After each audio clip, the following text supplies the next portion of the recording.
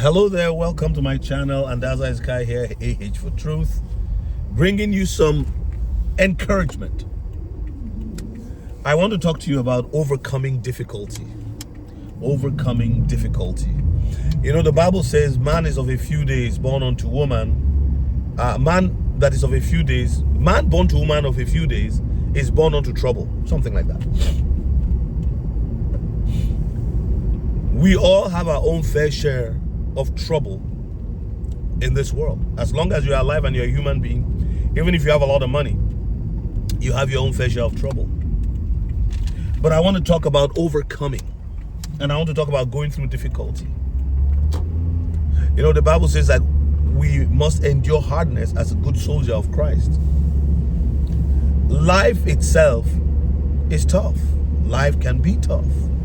Some people get it a bit easier, maybe because of, family, connections, finances.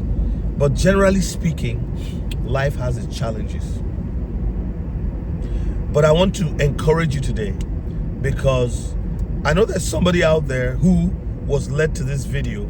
And if you're watching, I believe that God brought you here. And if you feel a sense of connection to me, it's not me, it's the presence of God. Because he sent me to someone like you. I want to encourage you today and let you know that it's not over until it is over. It's not over until it is over. Which means there's still time. You know, there's a saying that I have. One of our brothers and his wife shared a testimony at the church on Sunday, at the church service or the church meeting.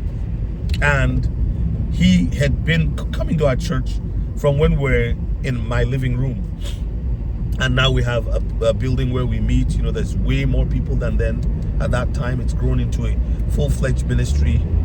I'm operating by the grace of God with staff and, several volunteers.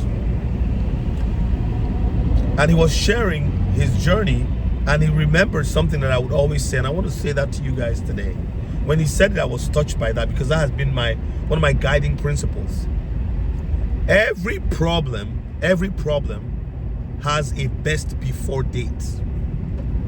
Just like, when you go to the grocery store and you buy a can of beans or something, there's a best before date.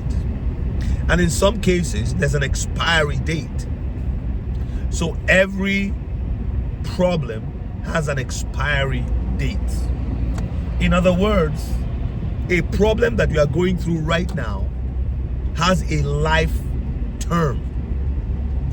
It has a season when it'll become no longer as effective or as debilitating or as paralyzing or as limiting as it is currently in your life. So what do we do to overcome? The first thing that I think is essential for anyone who's going to overcome the difficulty that they're in right now. You listening to me, whatever you are going through, maybe you are living in a place where you're not really happy with the people you're sharing an apartment with or sharing a home with, and your circumstances make it very difficult to leave. I had a friend like that when he was in university in Michigan. He had a lot of trouble with the family he was living with. He had no money. He had to walk miles to work in the cold, brutal cold, and they wouldn't help him. They could, but they just didn't want to. I had another friend also who arrived in the US with only $120 in his pocket. And I mean, today he's on a 6-figure income, doing extremely very well. But these people overcame difficulty. When I came into this country, I had a lot of difficulty. And I can tell you there's things that I've overcome and I've won the victory, but I'm still on the journey. So what's the first thing that I think we need to do?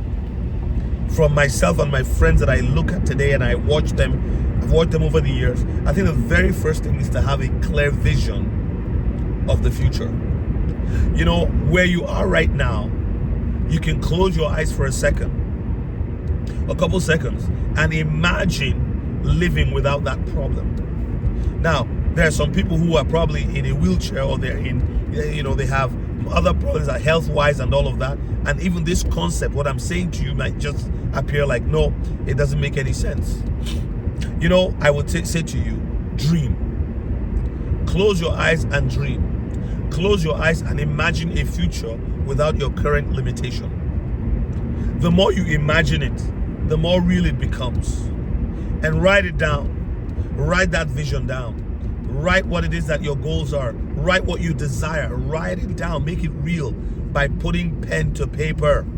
Or maybe, you're writing in your, e-notepad on your phone, or your iPad, or whatever, your computer. Write it somewhere. I like to write mine on a piece of paper, old style, and I lock it away. But get a vision. Get a vision of what life would be like without that situation. That's the first thing.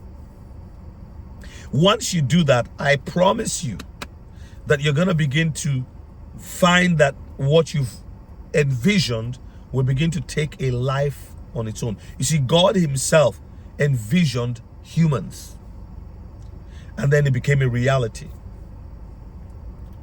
And so you are a creation of God, and you have that DNA in you that you are also creative. So have a vision. Find a vision. Tag onto the vision. Close your eyes and imagine things. Because those things you imagine, reasonable things that you imagine yourself without that situation or that circumstance, will eventually become a reality. Write it down. Write what you're seeing, and that's the second thing. Write it down. Write it down. It's very important to write it down. Number 3, start speaking to yourself. You don't have to tell anybody this. I watched somebody yesterday. He said something on, I think it was YouTube or Facebook. I really enjoyed what he said. He said, the things you are saying that are positive about your life, you don't have to declare them to people. Where you want to go, you don't have to tell them. You can tell yourself. Excuse me. Sorry, my voice is hoarse. I kind of lost some of my voice from yesterday. I preached at church like that anyway, and God was gracious and really blessed the service. So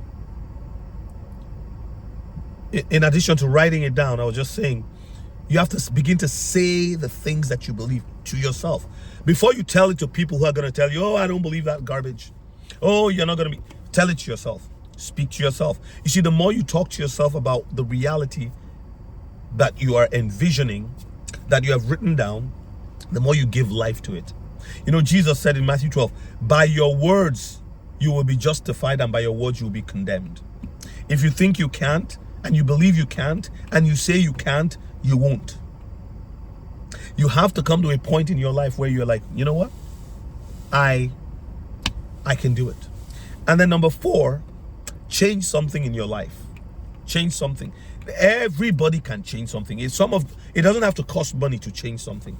Change the route you take to work. Drive a different route one day. I do that sometimes, and I get inspiration from what I see. Change your friends. If you have friends who are really becoming a pain in the butt, pain in the neck, begin to pray that God will give you someone new, someone different, and find different relationships and associations. You see, when you change one thing, it will lead to bigger changes. I'm driving right now. If I turn right, I can't keep going straight because I turned right. Change produces change. One little thing you change will lead to greater change. Change something. Change something. I made a change recently. October this year, I started going to a gym. And I really enjoyed it because it's different from all the other gyms I've been. You get a 30 to 45 minutes workout, and it's high intensity, but it's only 30 seconds per exercise or workout. And then you get a 10-second break, and you go to the next one, and you go to the next one, and you just keep doing that. You do one for like 3 or 4 times, and then you move to, with short breaks in between. So before you know it, 30 minutes to 45 minutes is up. And because I made that change, it actually helped me, change something else, and change something else, and change something else. One small change will lead to other changes. Make a change. Make a change. So those are the 4 things I have for you. I hope you've been blessed. If you've enjoyed this video, please like, subscribe, comment. It helps with the algorithm. I really value your subscription, and thank you for all the new subscribers. I crossed 500. My goal was November 1 to 30 to get 500. I got 500, and as December 1, when I opened my eyes, I was 502. Then it turned to 501. Somebody was subscribed, and as of this moment, there's 518. So I want to say thank you to all my subscribers. God bless you. I appreciate you. I'll see you in the next one.